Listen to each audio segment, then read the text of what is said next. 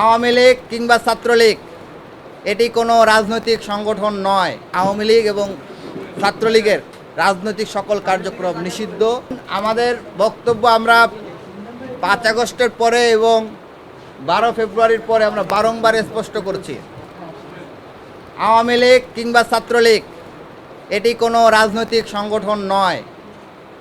একসময় এটি রাজনৈতিক সংগঠন থাকতে পারে, কিন্তু এটি এখন কোনো রাজনৈতিক সংগঠন নয়, বরঞ্চ জাতিসংঘ স্বীকৃত সশস্ত্র জঙ্গি সংগঠন, যাদেরকে সরাসরি জুলাইয়ে এবং জুলাইয়ের পূর্ববর্তী বিভিন্ন সময়ে সরাসরি বন্দুক উঁচিয়ে গুলি করে মানুষকে হত্যা করতে দেখা গিয়েছে। সুতরাং এই সংগঠনটি হচ্ছে সশস্ত্র জঙ্গি সংগঠন এবং এদের তুলনা হয় আইএসআই কিংবা অন্য যে জঙ্গি সংগঠনগুলো রয়েছে তাদের সাথে।